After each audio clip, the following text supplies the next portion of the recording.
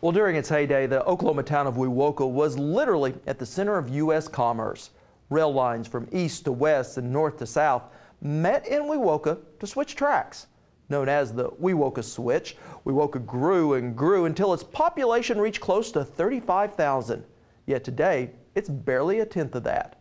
Like many small Oklahoma towns, Weoka struggles with crumbling infrastructure and a shrinking tax base, an all too common problem that a couple of Oklahoma lawmakers believe they can solve with what they're calling the 1 cent solution. Well, from its early days, downtown Weoka was the center of commerce. Main Street, the place to be on a Saturday morning. You know, in the early 70s, if you was not in on Main Street by 8:30, there was no parking place in or around Main Street here in Weoka. But times have changed for this small central Oklahoma town. Gone are many of its large manufacturers and the retailers where their employees spent their paychecks. Them jobs have left us. It seems like all the jobs, you know, have gone toward the cities. Mark Mosley is Wewoka's city manager. It's easier to drive 6 miles away from here and go to a super center than it is to shop here in town. A dynamic that's driven many small mom and pop stores into oblivion. And with their demise, the tax revenues their stores generated. Your retail sales tax helps you with your police, your fire, your maintenance of your town. At some point, your utility system cannot support the entire town. As Wewoka's city treasurer, Karen Johnson says raising retail tax rates just isn't an option because in towns like Wewoka, there are few places to collect them. Wewoka's downtown district, yes, is a lot of empty buildings, a lot of lost sales. And, you know, I don't know, part of the problem is there's no place much to spend your sales, your money here in Wewoka.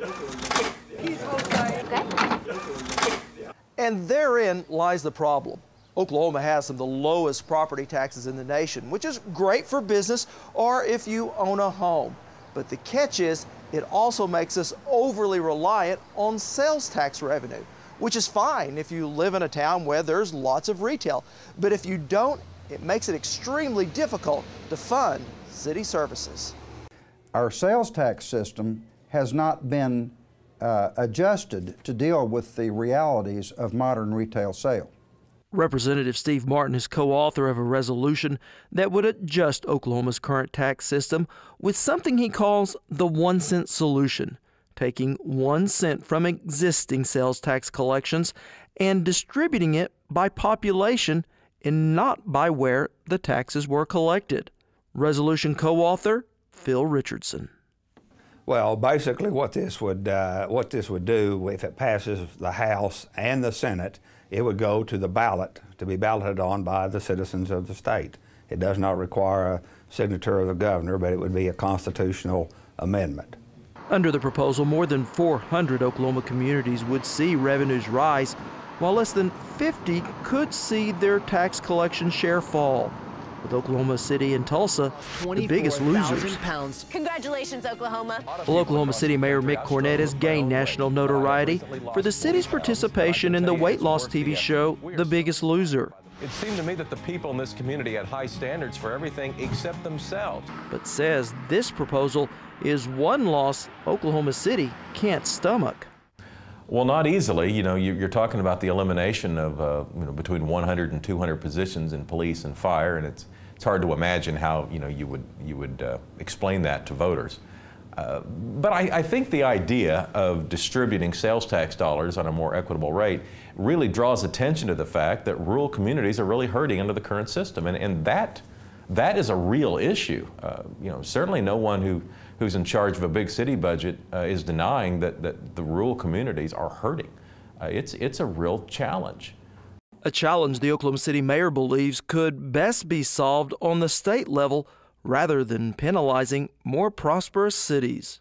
In a city the size of Oklahoma City, we've done a pretty good job of competing at the sales tax level, so we're set up to succeed. And if you look at the suburban communities who have all the retail, they're set up to succeed. So there are certain communities who are set up to succeed. But if you start talking about rural communities who don't have a Walmart, for instance, they're not set up to succeed. And they've got real issues, and issues that are not being met by the current system. And that's got to be addressed somehow. Yes.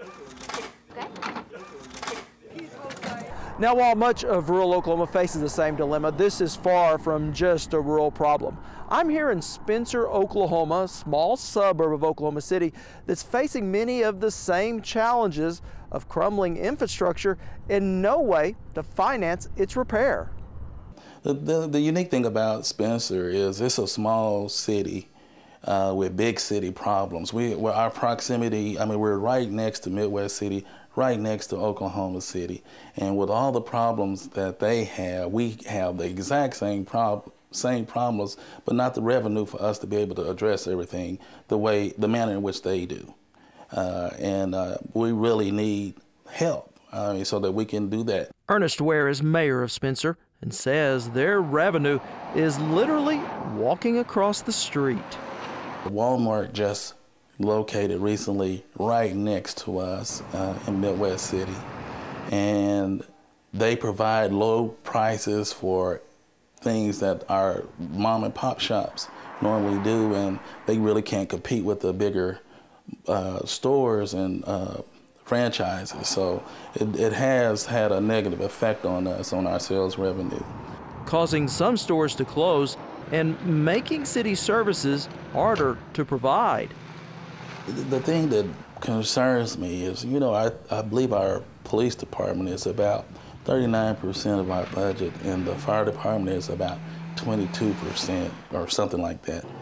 And those are not revenue generating services that we provide to our constituents. So, we really have to have our sales tax to support those kind of things that I think are important to the health, safety, and welfare of our citizens. Services Ware is adamant about for good reason. I think if we had more tax revenue, we can make sure that we have police protection, trained police. We have gang problems in all of these small cities now. There wasn't a problem before, but we need to be able to train our people how to deal with that. It's vitally important that we have tax revenue for our cities. It's the only thing that really keeps us functioning. We can't stop the small towns from dying if they're going to die, but we don't need to starve them to death. We don't need to take their money and then criticize them because they've been unable to compete while we watch them die. Here's where we're headed. We're headed to a state where the smaller communities either have a Walmart or they don't. And if they don't, they will cease to exist. That's how significant this issue is. But such relief won't be coming this year. While the proposed legislation did make it out of committee, it did not make the deadline to be heard in front of the full House, essentially killing it. But the authors of the legislation assure me they do plan on reintroducing a similar piece of work next session.